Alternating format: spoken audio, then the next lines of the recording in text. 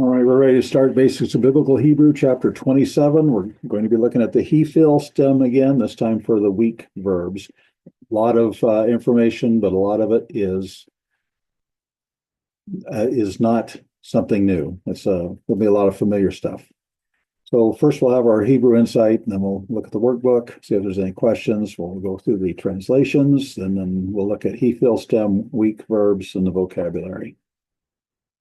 So for the Hebrew insight, we have 1 Samuel 15:11. This is after after Saul was sent to make war with the Amalekites, and he didn't follow all the instructions that he was supposed to. And the Lord says, "I greatly regret that I have set up Saul as king, for he has turned back from following me and has not performed my commandments."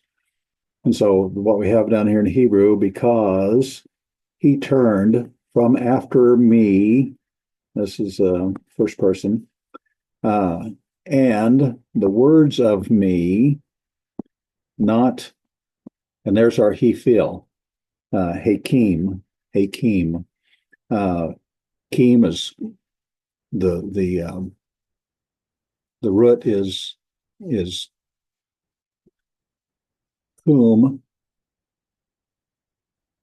kum, so we have this, the second root letter is a vav, but in this case, we're going to be studying this later. We have this hirik yod that comes in instead, okay? And we still have the hey of the Hiphil here. So since that's causal, that's going to be caused to arise, okay? Kum is to arise, and Hiphil is going to be caused to arise, and this third masculine singular. Hiphil, perfect, third masculine singular. My words, not he caused to arise, which means establish. He did not establish my words.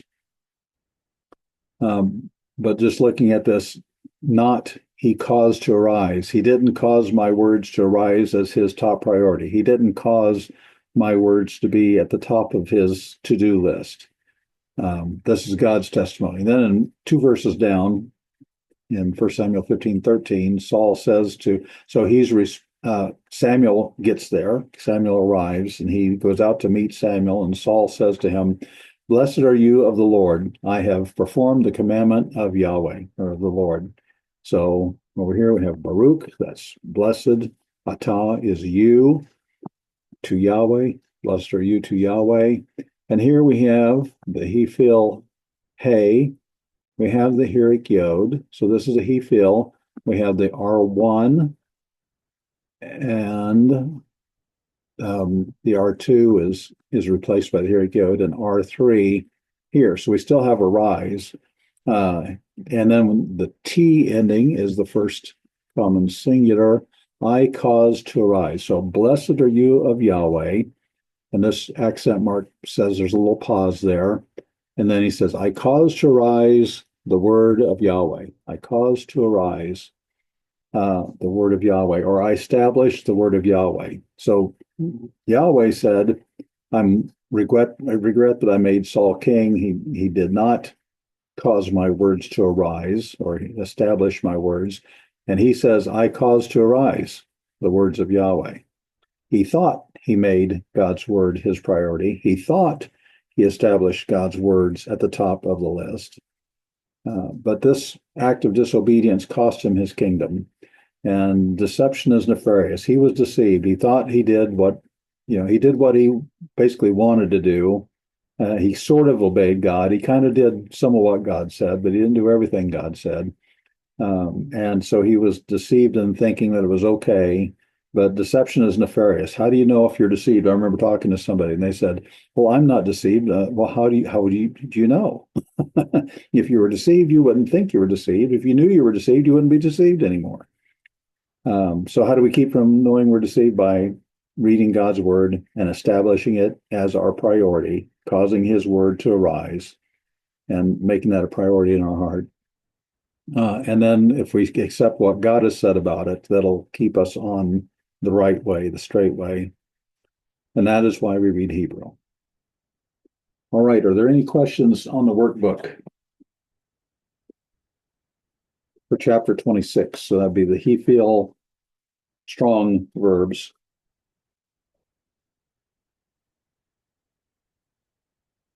Okay, let's go ahead and look at the translations, and this will start on page 119. And I'll just go through and woodenly, word for word, hit each word, and then we'll come back and talk about the Hiphils, because that was the subject matter for last excuse me, last lesson. So number one is from Deuteronomy 31:18. It says, "And I, to cause to hide, I will cause to hide the face of me in the day of that one." So in that day, over all the evil that he did, because he turned to God's other ones. So he turned to other gods. And our two Hiphils are the second and third words. Now, the first one, notice the patak, we see the hey there. So that's our first indicator we might be looking at a Hiphil. Notice there's no dagesh in the samic. If there were, then we'd say that hey is actually the article, the, but there is no dagesh in the samic, and samic is not a guttural.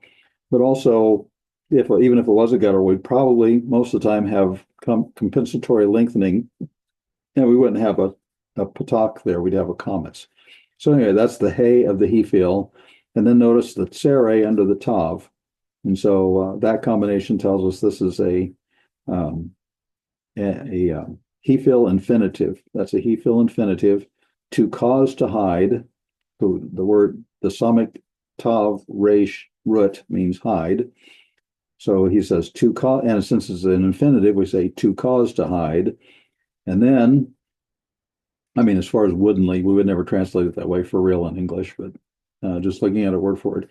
Then the next word is exactly the same word. We still see the samic tav resh, but before you get between the tav and the resh, we have a hirik yod.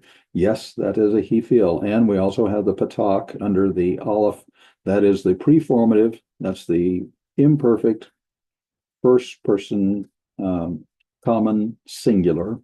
So to cause to hide, I will cause to hide. So that's used in this case of in the sense of emphasis, and we would in a real translation, we'd probably say something like, "And I surely hid my face in that day." So that's how you would smooth it out. But you can see the emphasis there. And I, to cause to hide, I will cause to hide. And that's how we recognize those as Hiphils. Number two, it's from Psalm 119:19, says, "A stranger I in the earth, not you will cause to hide from me the commandments of your commandments. You will hide from me your commandments." And so the 1, 2, 3, 4, fifth word in, we have the same word. It's still samic tav resh, which is to hide. They seem to like that one in this set of assignments here. And we have that tav at the beginning. That is the preformative for the imperfect second masculine singular. It could be third feminine singular, but context, we know it's not. And it's probably more of a adjussive or non-adjussive. It's probably more volitional and meeting, like, please do not hide from me your commandments. But anyway, we see the tav preformative and a patak under that.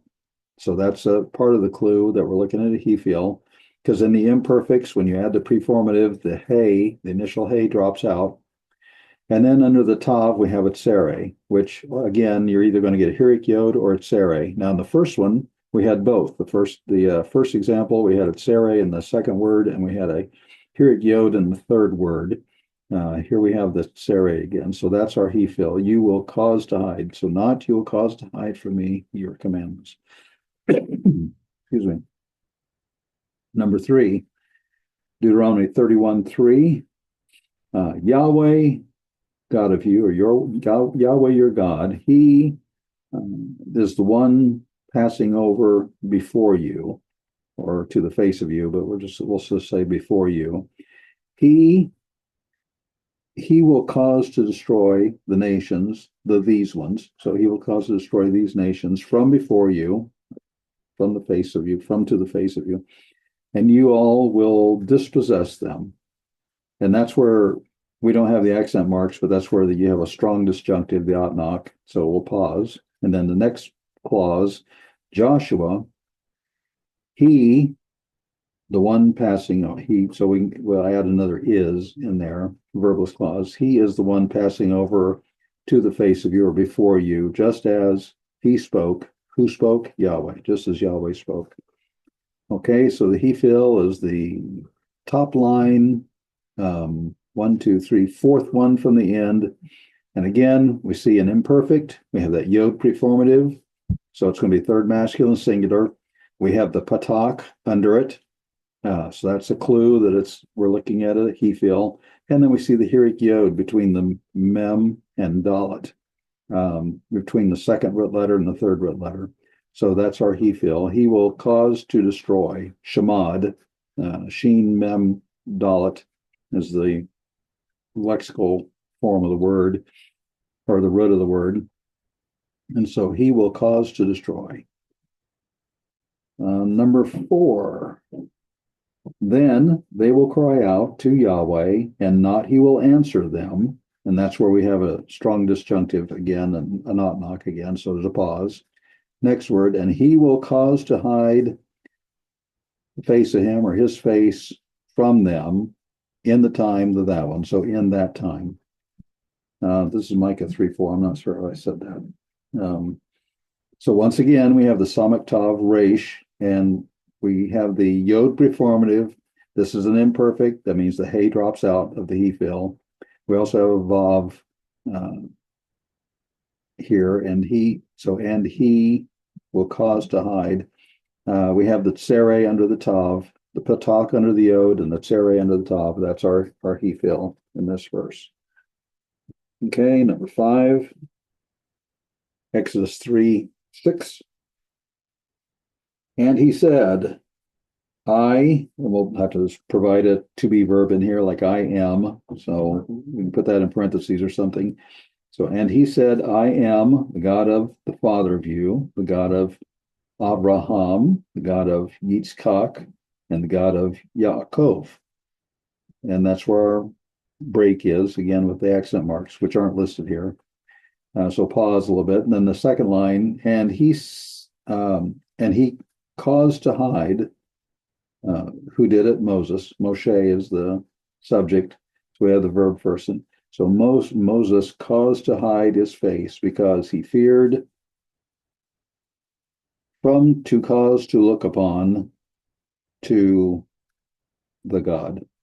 All right. So our Hiphils are all on the second line, the first word of the second line. And again, it's the same word, Samak Tav Resh.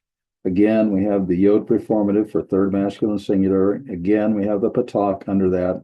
Again, we have the tsere under the second root letter. Those are our indicators, our diagnostics for the Hiphil. And then the word for looking, he's got it in parentheses there because that's not a word that has been learned yet in the grammar. We see the mem on the front, and so we suspect that is a participle, because once you get past when you get to Hiphil, Hoful, Piel, Pual, and Hitpalel, when you have a participle, they're going to have a mem prefix on it. The hey is there. Okay, let's back up a little bit. So what's the lexical form? What's the root? What is the root here? Well, the root is nun, bait, tet. Nun, bait, tet. So we have the mem. That's going to tell us it's a participle. The hey is still there for the Hiphil, and we have the hirik yod. So, but what happened here? Well, the first letter is nun. The nun drops out, and then we get the dagesh and the bait. Okay, that's the nun that dropped out. And again, the hirik yod is added between the root 2 and root 3 letters. Because of that, we have compensatory lengthening. We have that sere under the mem. But to recognize that it's Hiphil, I mean, even if you don't know the word, we have the hey, we have the mem for a participle, but we have the hirik yod there between the R2 and R3, the second and third letters of the root. And so that's how we can tell that that's a Hiphil. The mem, the hey, the hirik yod, those are all still there. The diagnostics are all still there. Number 6, Exodus 32:19. And he was, or we'd probably say and it was, but it is masculine in Hebrew. And he was, just as he drew near to the camp, and he saw the calf and dances, and he burned the nose of Moses. So Moses nose burned, and he burned the nose of Moses. And he caused to throw from his hand the tablets, and he shattered their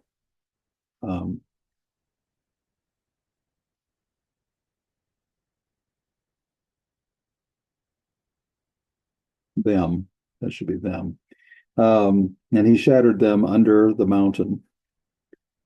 Okay, the Hiphil is on the second line. It's right behind Moses' name. Vayashlek. Again, we have the yod preformative, so it's third masculine singular. It's got the patak, and we have a tere under the lamed, and so that's our Hiphil. And he caused to throw. We probably wouldn't say caused to throw. I'm just saying that so that it emphasizes the fact this is a Hiphil.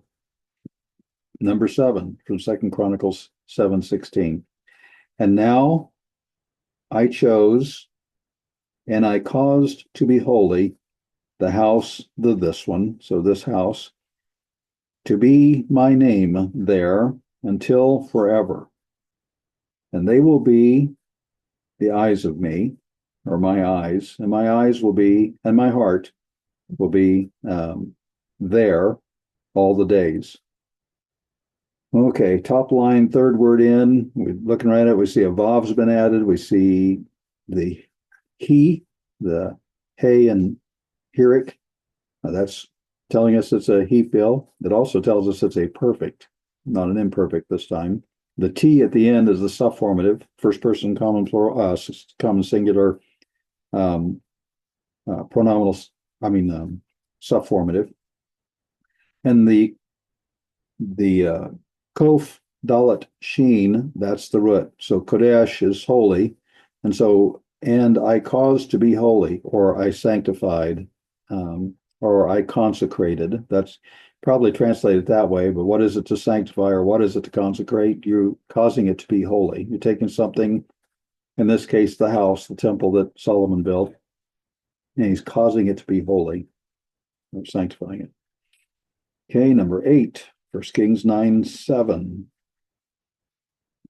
The first word, we see the vehik rati, that we see the he on the front, the hey, and the hirik. That's our first tip, that this is a Hiphil. And again, it's perfect. We have the T ending, that's the subformative. Oh, and I'm talking about, I should have translated it. Let's go back and translate it. 1 Kings 9:7. And I will cause to cut off Israel from on the face of the ground, which I gave to them, and the house which I caused to be holy for my name, I will make scent from on my face. Pause. And he will be Israel for a proverb and a taunt in all, or maybe among all the peoples. All right. The first word is the Hiphil, as I started to say. We have the he on the front, but we don't really have the hirik yod afterwards, and but we still see the he. We still have one of the diagnostics that we need. Second line is exactly the same as we saw in number 7. It's to cause something to be holy is to consecrate it or dedicate it or something. Number 9, from Deuteronomy 31:23, And he said, be strong and be courageous, because you will cause to enter the sons of Israel to the land which I swore to them, and I will be with you. All right. Before I go back to Hiphil, notice that the 1, 2, 3, fourth word in on the second line is a knee fall. We have the knee there, and swearing is, I don't know if it's always in the knee fall, but it is often in the knee fall. Most of the time it seems to be in the knee fall. But that's not what we're looking for this time. So going back to the top line, he's got in parentheses to be strong. And so the third word after that is tavi. Tavi. So we see the tav on the front. So that's either going to be that's a preformative for an imperfect. It's either going to be second masculine singular or third feminine singular. But in the context, it's going to be second. The root of the word is actually bo, bait, vav, aleph, which means it's a hollow verb. We're going to be talking about those today, or biconsonantals is what the book calls them. But we have a hirik yod in there, and that is our indicator, our diagnostic. This is the Hiphil. If you cause something to enter, you oftentimes when you're bringing something, like you're bringing an offering to be sacrificed or something, it's always going to come out. I shouldn't say always, but most of the time it's going to come out being to cause to come. So it's going to be bo, and it's going to be a Hiphil, because if you cause something to come, you're bringing it. So anyway, that's our Hiphil in that verse. Number 10 is from Ezekiel 39:29. And not, I will cause to hide still or again my face, or face of me, from them when I poured out my spirit on the house of Israel, a declaration of Lord Yahweh. Second word in, we're back to that same word again, the Samech Tav Resh. Getting really used to that root for the use of the Hiphils here in these exercises, in these translations. What do we see? We see an aleph on the beginning. That is an imperfect then, because it's a preformative. So we have the aleph preformative, which is a first common singular. And then we see the root, Samech, Tav, and Resh. And in between the second, the R2 and the R3, between the Tav and Resh, we see the hirik yod, and there's our diagnostic. Also the patak under the aleph. Those are our diagnostics. So any questions on any of those? Do I need to go over anything again or repeat anything? All right. So that was actually translations.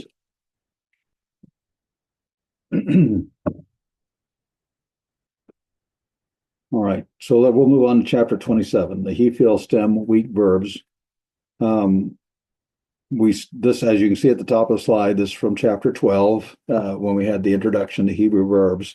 So we have roots, we add the comets and the patak to them. That becomes the call stem, and we spend a lot of time on the call. And then from that, we have other stems that are derived. These all of these are derived stems. And we've looked at the knee fall. That's going to be either passive or reflexive, and it's just going to be simple action, active action. And we're still looking at the Hiphil. We're going to spend 2 chapters each on all these others: Hofal, PL, Pual, and Hipalel. We'll have a chapter on the strong verbs. We'll have a chapter on the weak verbs. And so it's going to seem like a lot of repetition. And in a way it is, but this is the reason why Hebrew is, you get all the hard stuff first, and then after that, you just keep applying the same rules over and over again. You don't have a whole lot to learn in some of these lessons, just variations, and we've covered over and again. So why are there so many stems? Why all these derived stems? What English does by adding words, Hebrew does by changing stems. This again still goes back to chapter 12. So we have simple action, we have causative action. That's where we are today with the Hiphil. And then there's intensive action. We haven't looked at those yet. And then when it comes to voice, we have active voice. That means the subject is doing the action is happening. The subject is doing the action. Passive is the action is happening to the subject. Reflexive would be the subject is doing something to themselves. He hid himself, something like that. And that's why we have all these stems, is to convey these types of action and these types of voices, the relationship of the subject to the action. And of course, we're looking at the Hiphil today, which, if I remember right, is outside of the call, that is the most used stem. So it is important to get the Hiphils understood.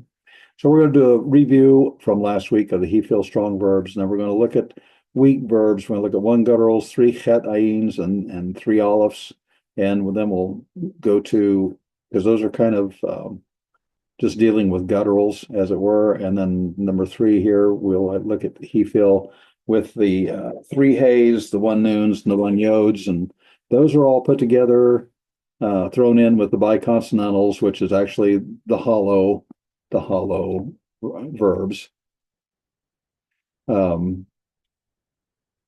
Those are all thrown together because they have some characteristics, like the hollow verbs. That means that the middle letter, the R2, is either going to be a vav or a yod.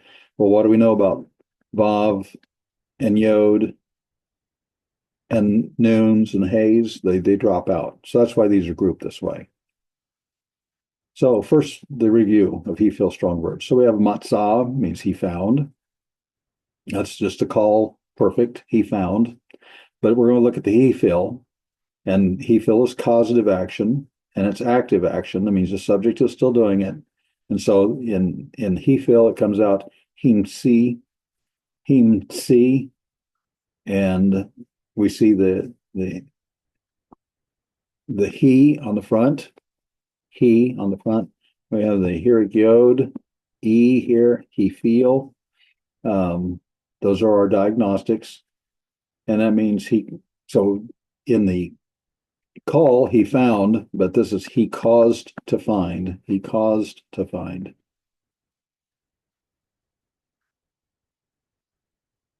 He presented. Now, why did I do this?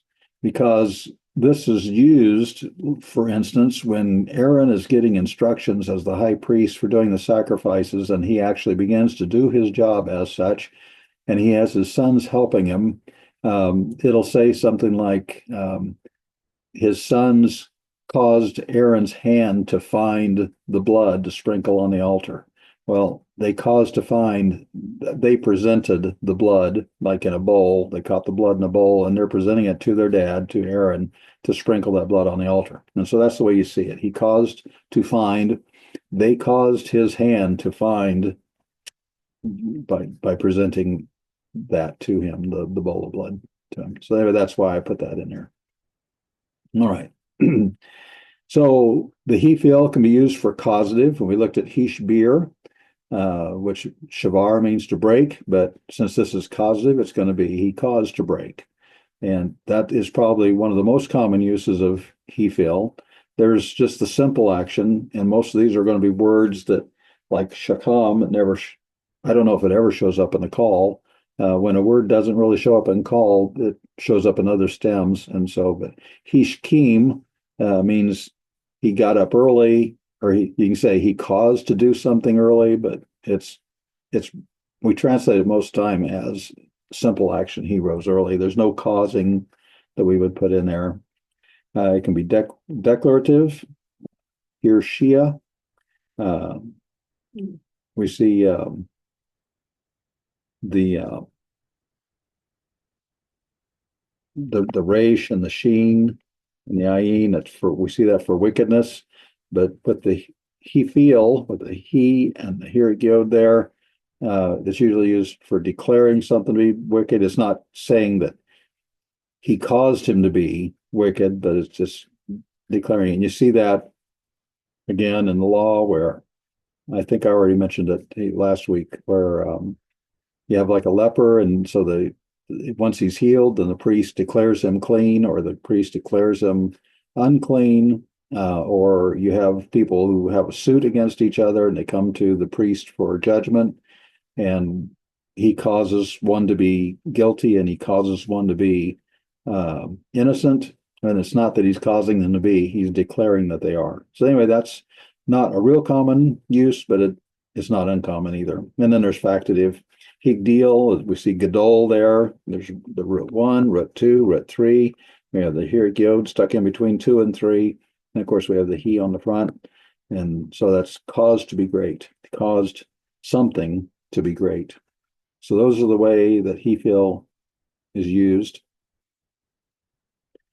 So in the various forms that we see, hiktil, of course, we're back to katal now for for killing. And so he caused to kill, past tense, because it's a perfect.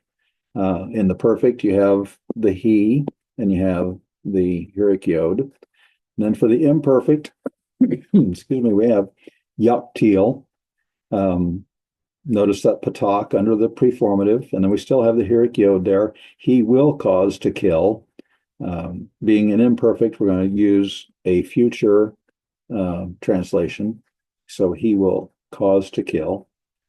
Imperative, haktail, so that's saying, commanding somebody, cause to kill. And then for and infinitives can have that same hey performative. And then participles are going to have the mem performative, and it's going to be most of the time a patak under that. And we recognize it as a participle. That's why it's blue, but we also see the hirik yod here between the R2 and R3 letters. That's a hiphil, so causing to kill.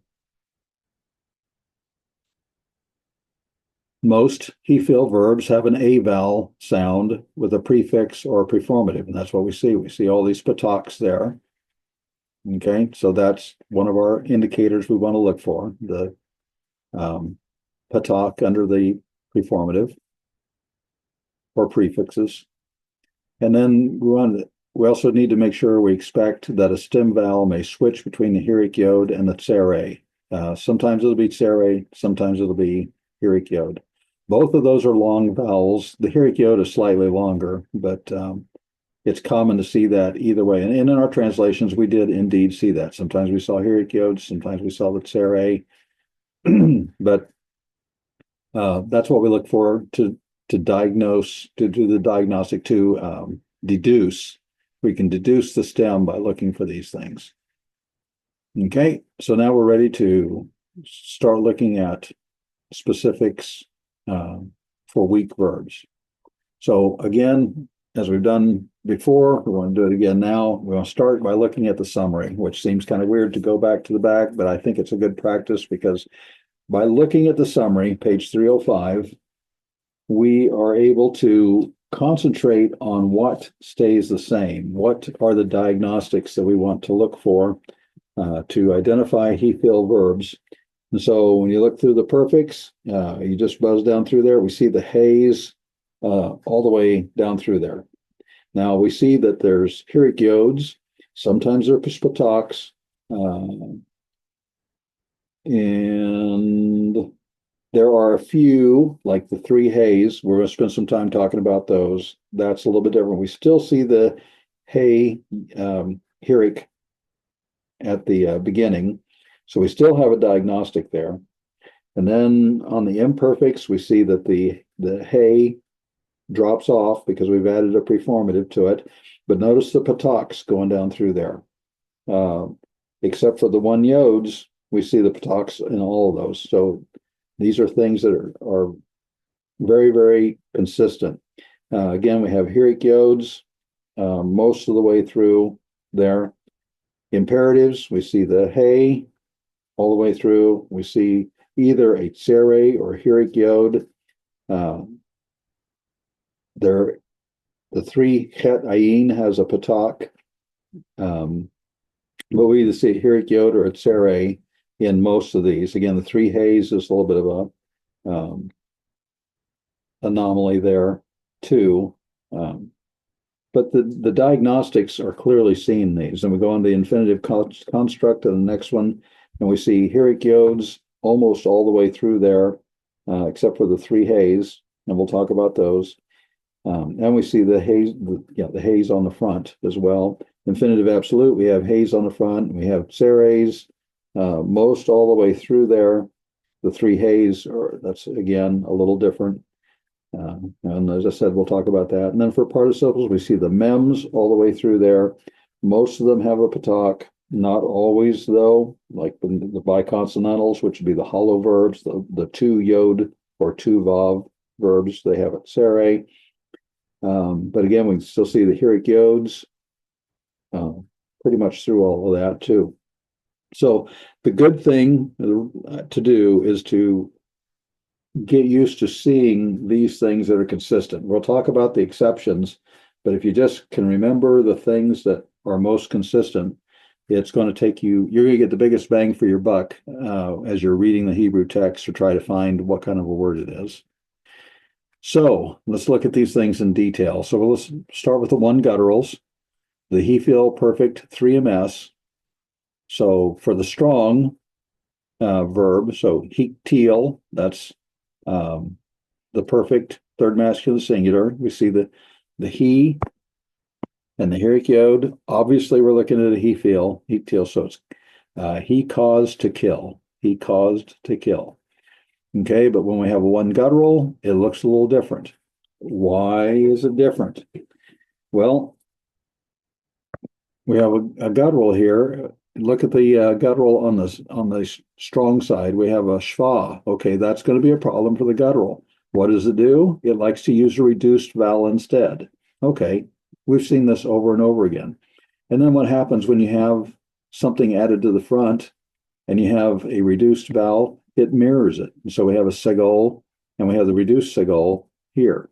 This is all stuff we've seen before.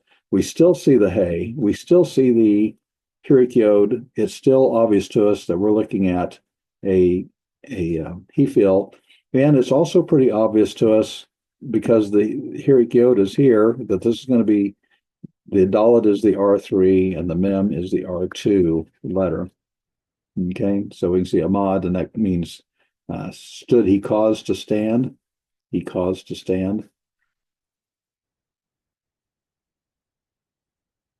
So there's one diagnostic change in the perfect preformative vowel, and it's the segol, but we know that it's there because it's mirroring this reduced vowel, the reduced segol.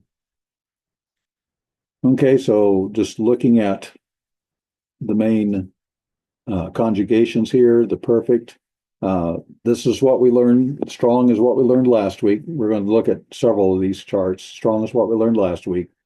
That's what we look for. We look for the he, we look for the Hiric yod, we look for a patak under a preformative or some kind of a prefix. We're still looking for Hiric yod or tsere.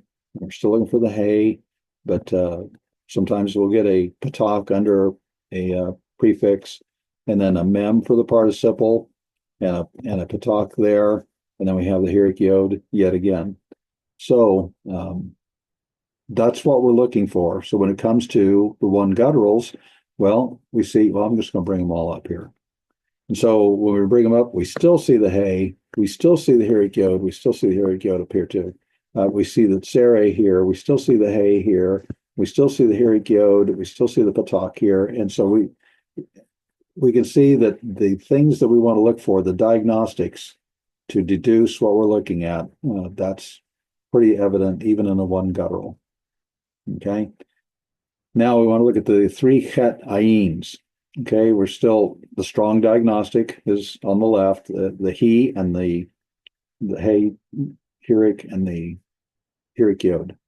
That's what we're looking for. So for three chet ayins, we're going to use shalach, which is to send. So we still have the he on the front, and we still have the Hiric yod. Notice that this is a furtive patak. It's under this right leg of the chet. And so he shliach. It was how you pronounce it, because you pronounce this before patak before you pronounce the chet. So ishliach, cause to send, or oftentimes in translating you just say he sent. It is a hiphil, so that's why I say cause to send, because I'm emphasizing that it's a hiphil. Okay. There's no changes to the perfect diagnostics. The same thing we learned last week is the same thing we're looking for this week when it comes to the three chet ayins.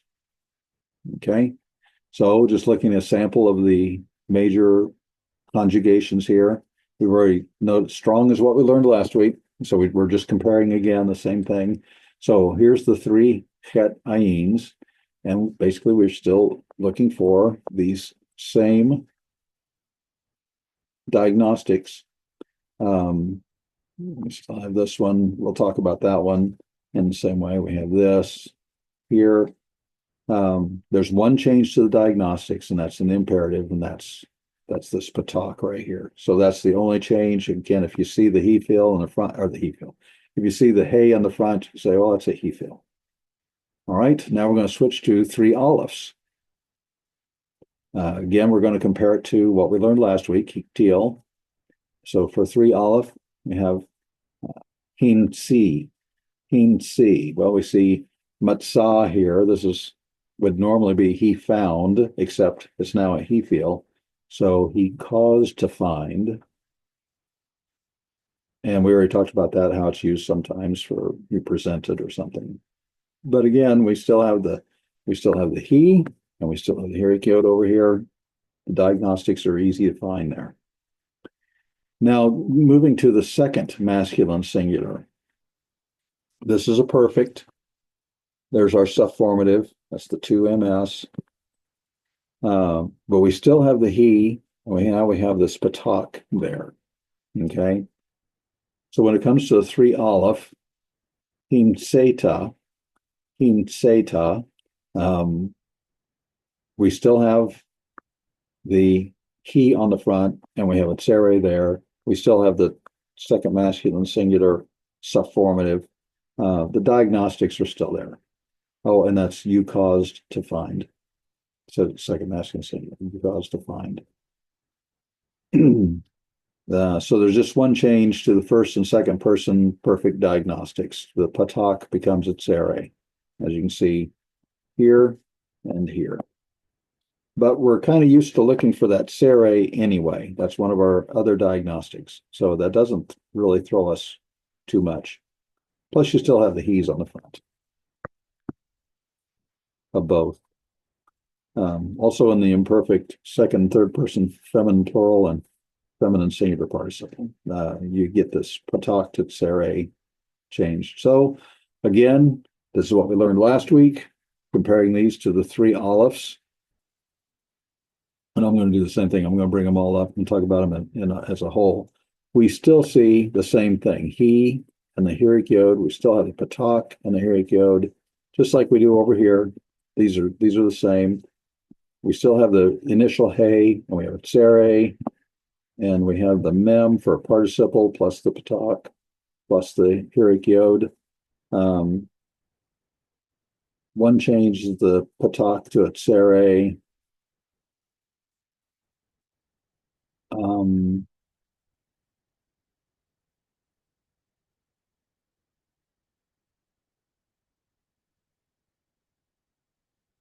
Well, now I don't see it.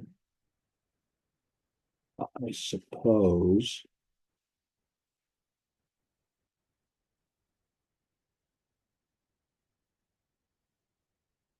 Well, this is the only tsere I see.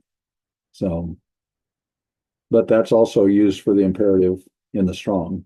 So again, it's the main thing is you're going to be looking for tsere, you're going to be looking for he, you're going to be looking for hirikiot, and we can find all of these and recognize these are hiphils.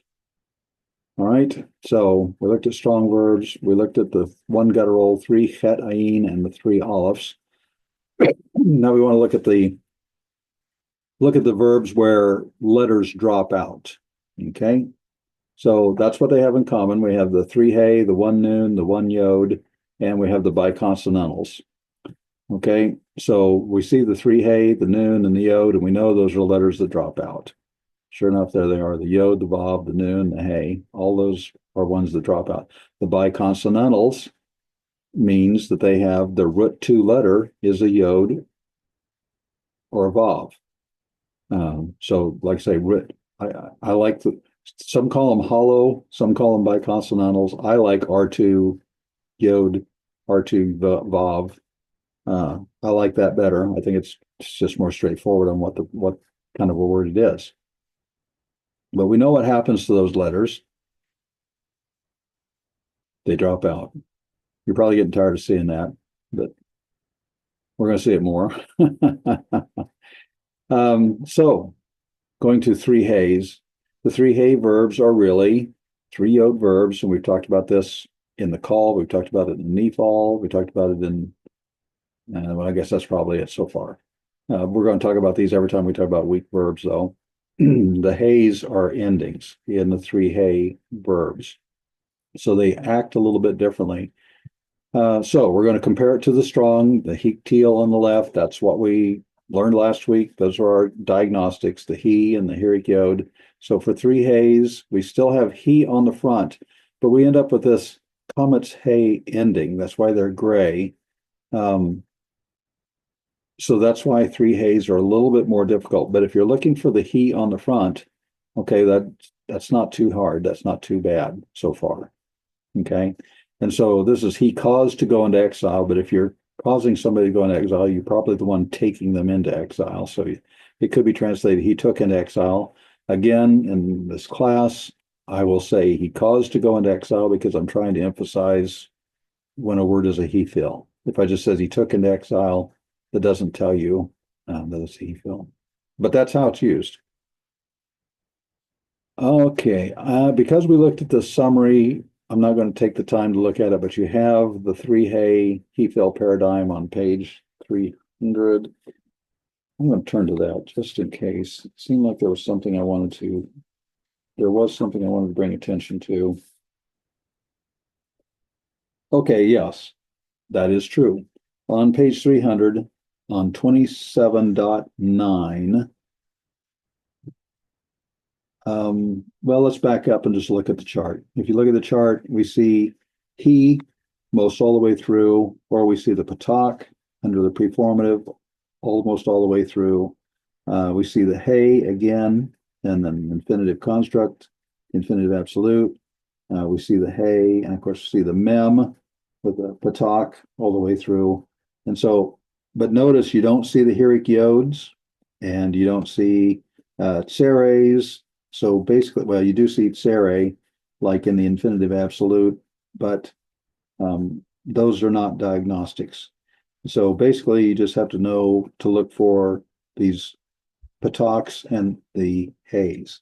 I also want to draw your attention to number 2. Note that the three hey diagnostic endings are highlighted in gray because in the above chart. These are the same endings that appear on all three hey verbs in the call and derived stems. So we're going to see these over and over again. So I want to make note of that. And that's, it's referring back to page 278. If you want to write that in the margin, that's what I did, 278, because it's, they refer back to it. Okay, I think that's all I'm going to talk about on that page.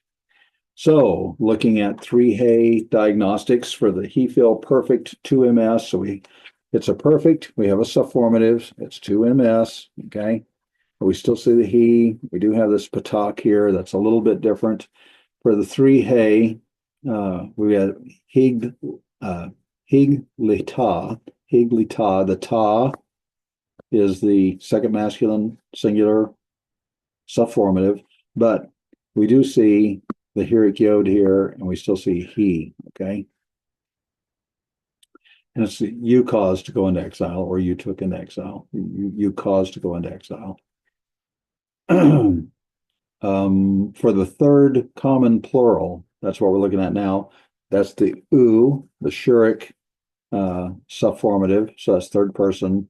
Hik tilu, tilu for the strong, but we have the same word taking into exile. We still see the he here, and we still have the third common plural subformative there, but the he is all we have. We don't have the Hirik Yod.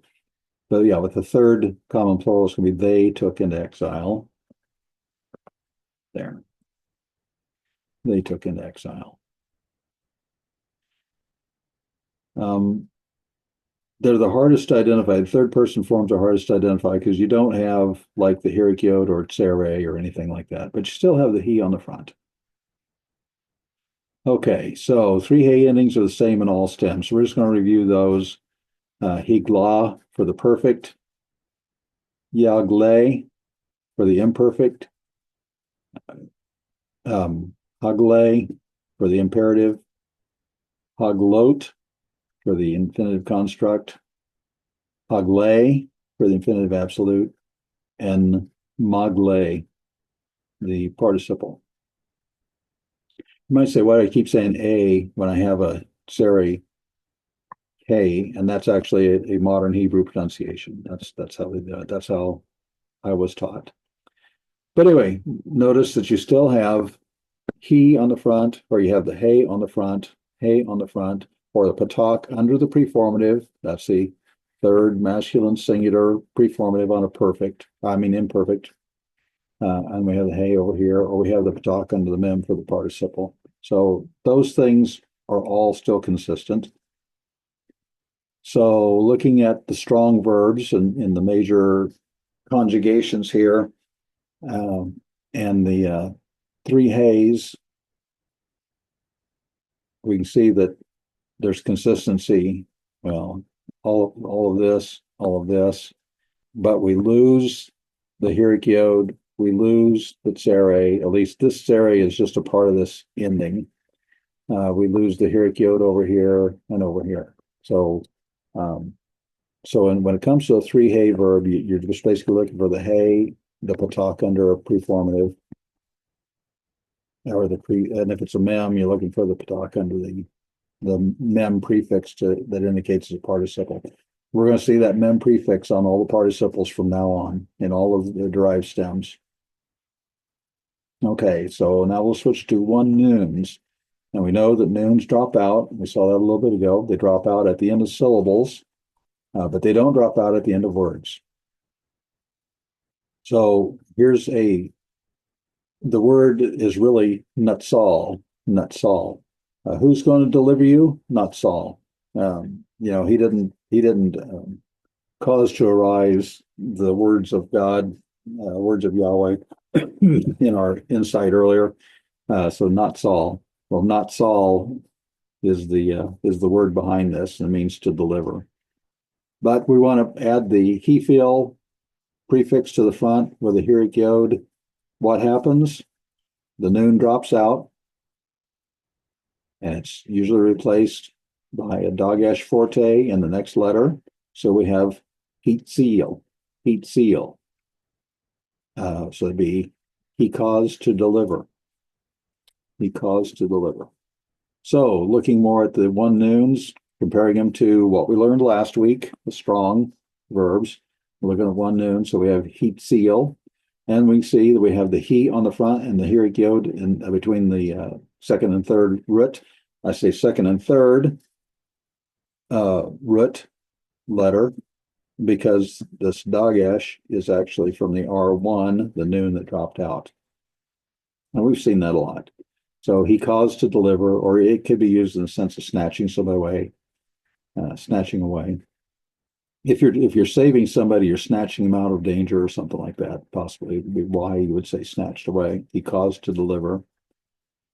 And I think, did I have anything in here that I wanted to draw attention to? No, let's just go on because we looked at the summary.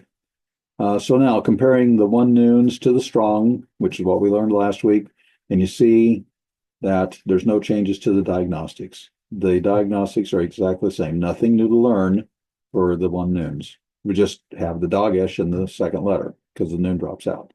So switching to one yods. One yods were once upon a time, one vavs. And so again, on the left, we have what we learned last week, the strong verb. That's our diagnostic pattern that we're looking for. And so we have hoshiv. Hoshiv. Well, we know this is a one yod. This vav came in here. This was a yod. That means it's that this was a yod. And so that's yashav, which is to dwell. Okay. And so this would be he caused to dwell. All right. He caused to dwell. And I'll take a look, see if there's anything I wanted to highlight here. No, I think we've covered it by looking at the summary. So again, we're going to compare one yods to, on the left, we have the strong, which we learned last week. So we have Hoshiv, Yoshiv, Hoshev, Moshiv. All right. When we look at comparing them together, we see that the diagnostics are still there. If we learned the diagnostics for Hiphil, we don't have anything new to learn. There's only one change to the diagnostic, and that's the fact that we have this yod has turned into a holem vav. So that's the one change to the diagnostics. Okay, biconsonantals or hollow verbs, or AKA also known as R2 yod vav yod verbs, R2 yod vav.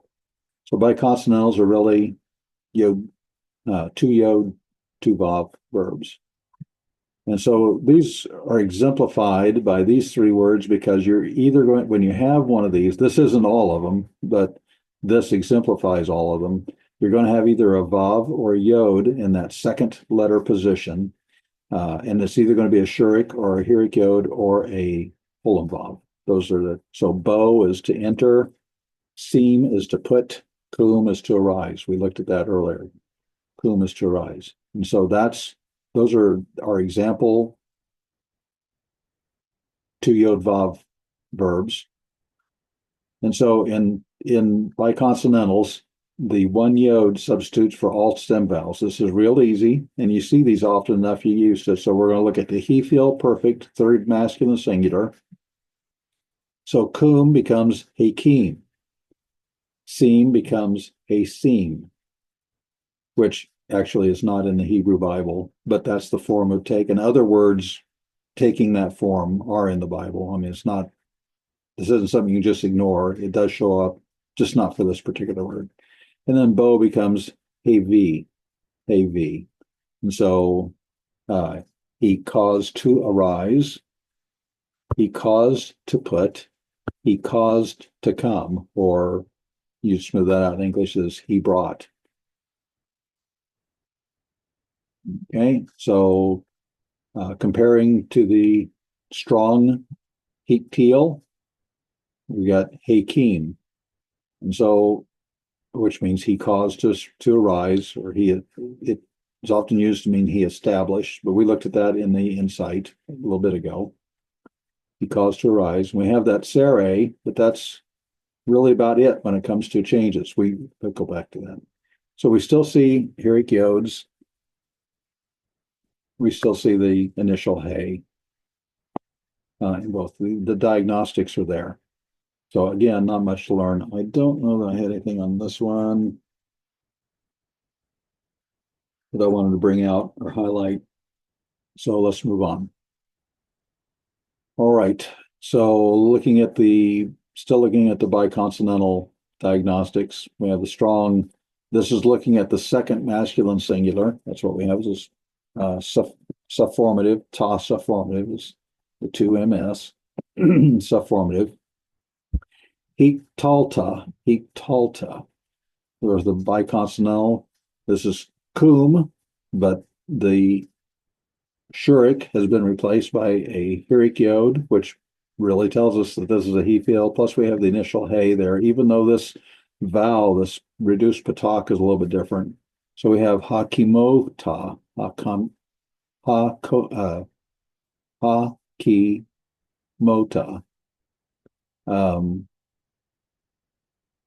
We still have the subformative, but we still see and we know it's cum because we have the letters there.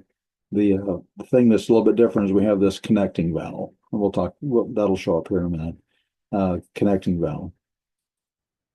So it's still second masculine singular. You caused to arise, or you established. And we have this. The one thing that's a little bit different, get rid of some of these circles and everything. We have that reduced patak there. You established, or you caused to arise. First and second person perfects have a connecting vowel, which is that olam vav there. So we see that come in. It's still pretty easy to recognize this is the word. This is the subformative. This tells us a Hiphil. This tells us it's a Hiphil. So comparing them to the major conjugations again, I'm just going to bring them all on here. We can just look across. The vowel's a little different here, but we still see the hey, we still see the heric yod, and we see that a little bit of a vowel difference. We still have the heric yod, a little bit of a vowel difference, still have the hey. Instead of heric yod, we have the tsere, which is not a change really. We have the tsere there. In the same way, we have a change with the tsere for the mem, but we still have the heric yod, and we have the mem for the participle. So again, the diagnostics are pretty straightforward on it. The interesting thing about it is every initial vowel is different. So let's do the vocabulary. Page 306.